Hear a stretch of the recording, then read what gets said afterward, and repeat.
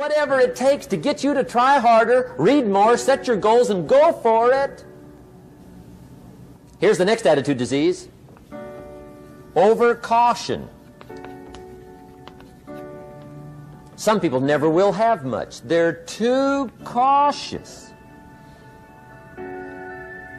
Now, you can also be too reckless, but you can also be too cautious. This is called the timid approach to life.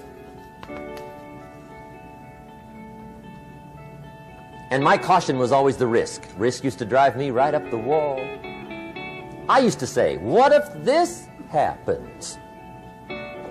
It's called the language of the poor. What if this happens? And on top of that, if this was to happen, look at the fix I'd be in. I better not try. I could always ace myself out. Then I'll tell you what changed my whole life when I finally discovered it's all risky.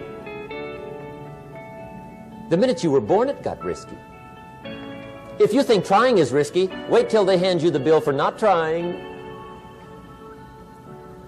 If you think investing is risky, wait till you get the tab for not investing. See, it's all risky. Getting married is risky. Having children is risky. Going into business is risky. Investing your money is risky. It's all risky. I'll tell you how risky life is. You're not going to get out alive. That's risky.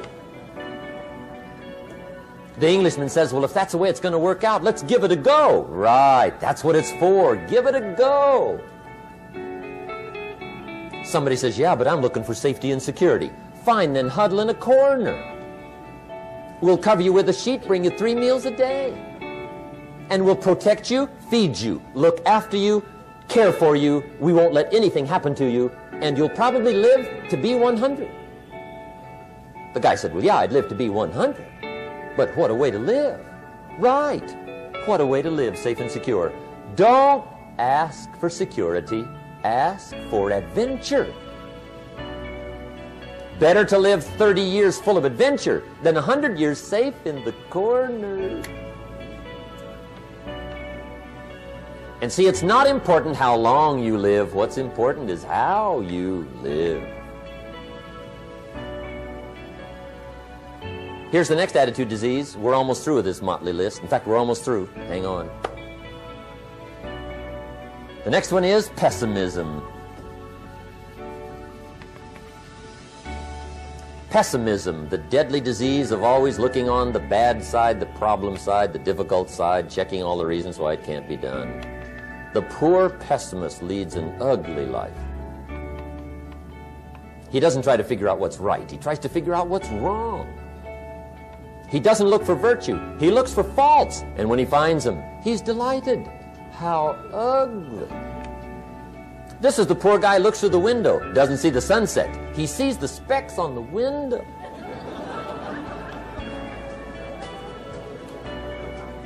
And this is the poor guy, right, who rushes up, takes such leave of his senses. This guy rushes up and he says, I've got 5 good reasons why it won't work. He's so dumb he doesn't know all he needs 1. He's got 5.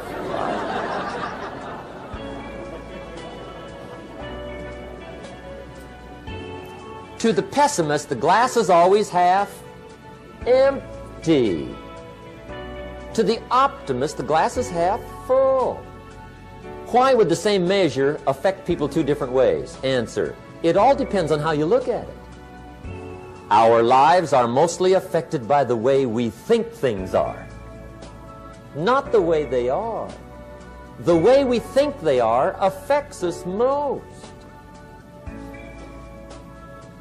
There's a subject we don't have time to get into tonight called better thinking habits.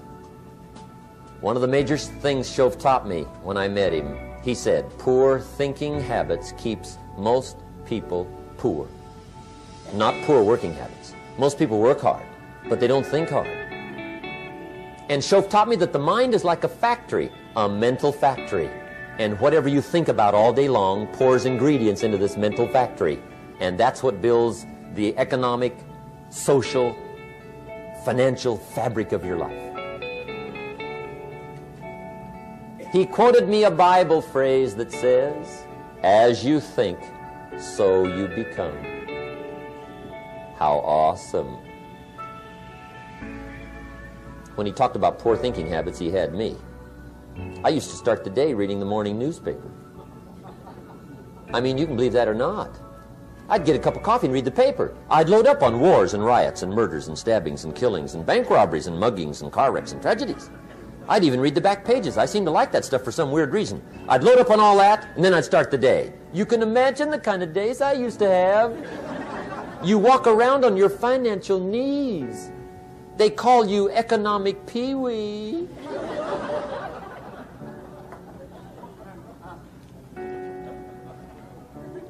The guy says, I want to be a great leader.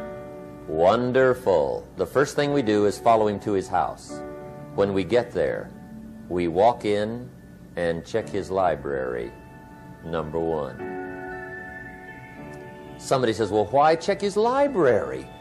The reason is because what a man reads pours massive ingredients into his mental factory, and the fabric of his life is built from those ingredients. You would not believe what some people have got in their house to read. You would not believe. One of the best dressed up words I know for a lot of it is trash. Can you imagine dumping a barrel of trash into this mental factory every day and coming out with a rich, dynamic, positive life? It can't be done. You might as well try making a cake with cement. The kids back in Danbury, Connecticut, high school, they're asking me questions one day. I'm talking to the kids. Kids got good questions these days. One of them said to me, Mr. Rohn, how do you build the good life? I said, it's simple. It's not easy, but it's simple. Here's how you build anything. Select the right ingredients, keep out the wrong ingredients, and it starts with thought. Everything starts with thought. So you must be wise and careful what you think about, because that starts everything. You got to be wise and careful. I asked the kids, what would happen if somebody dropped sugar in my coffee? They said, well, you'd be okay. I said, what if somebody dropped strychnine in my coffee? They said, well, you'd be dead. I said, correct. Lesson 1. Life is both sugar and strychnine. You gotta be careful. I said, what if my worst enemy drops in the sugar? They said, will you be okay? I said, what if my best friend, even by accident, drops in the strychnine? They said, well, you'd be dead. I said, correct. Lesson 2. Watch your coffee.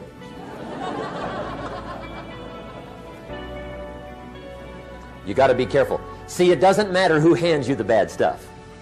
It doesn't matter where you get the bad stuff. It'll still do its damage on your bank account, wherever you get it. Mr. Schoaf gave me one of the greatest phrases when I first met him when he said, Jim, every day stand guard at the door of your mind.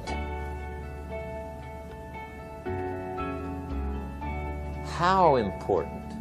Stand guard at the door of your mind. And you decide what goes into your mental factory. Don't let anybody just dump anything they want to in your mental factory, because you've got to live with the results. Okay, here's the last disease, and we're through with this list. In fact, we're almost through. Hang on. The last subject is very brief. The last disease, but this one is deadly. Engage in this one, indulge in it even slightly, and you might as well forget the future, because it's going to forget you. Complaining,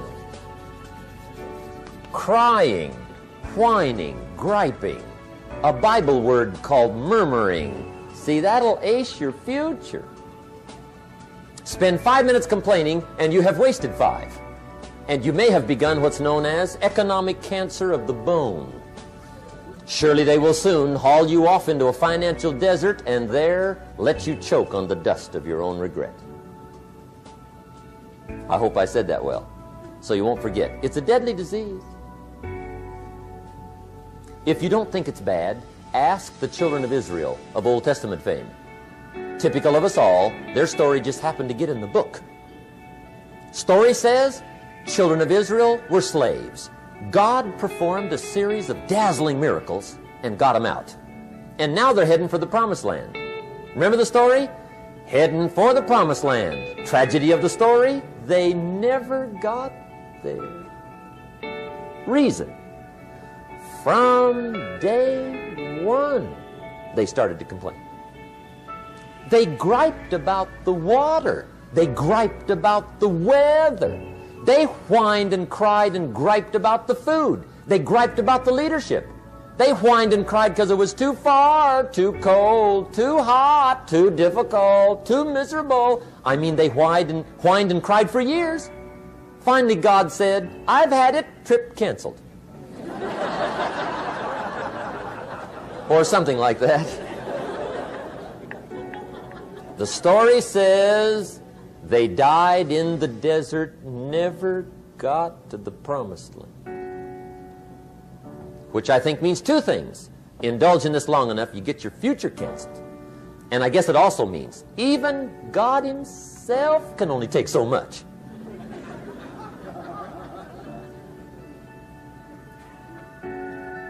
Okay. Just be on the lookout of the things that can destroy all the good you start. The war is on.